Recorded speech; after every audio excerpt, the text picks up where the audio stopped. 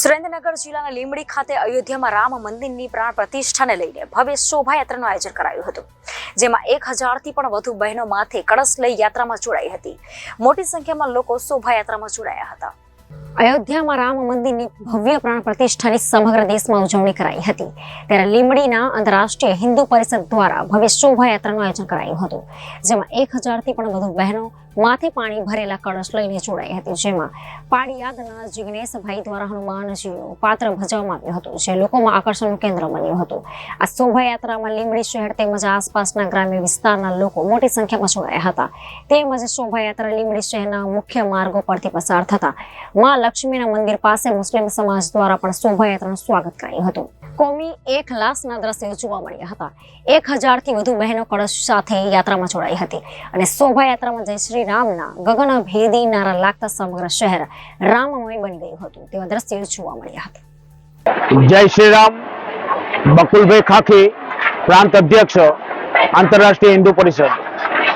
આજે 22 જાન્યુઆરી 2024 સ્વયંભૂ ઉત્સવનું એક વાતાવરણ. 491 વર્ષ પછી જે સનાતની ધર્મને વિજય પ્રાપ્ત થયો છે, એનો એક આનંદ અને ઉત્સાહ દેશભરની અંદર જોવા મળે છે. કુલ મળી અને 76 યુદ્ધો નાના મોટા લડાયા અને 5.5 લાખથી વધુ સંખ્યાની અંદર હિન્દુઓએ બલિદાન આપ્યા. આઝાદી પછી પણ 1990 કાર સેવાની અંદર પણ સેંકડો કાર સેવકોએ પોતે મોતને ઘાટ ઉતરા ને એ વખતે મુલાયમસિંહ યાદવનું શાસન હતું.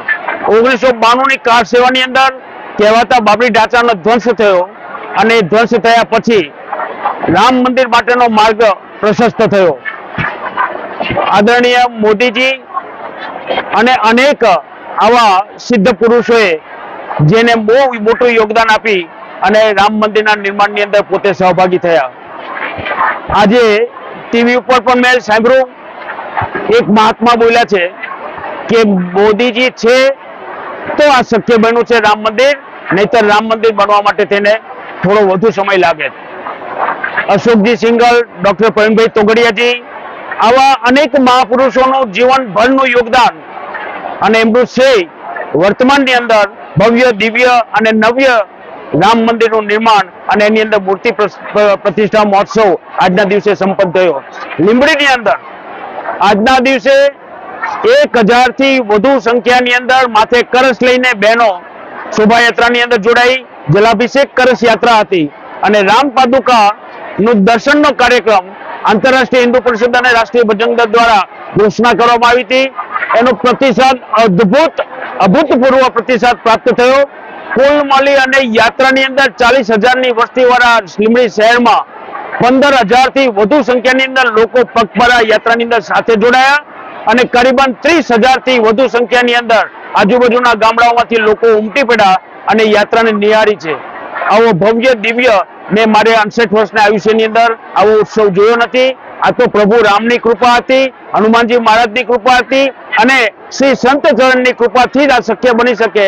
એ કાર્ય આજે સિદ્ધ થયું છે. હિન્દુ સમાજ, સનાતની સમાજનો વિજય પ્રાપ્ત થયો છે. જય શ્રી રામ. ભારત માતા કી જય. Bureau report Janadesh news, Surendranagar.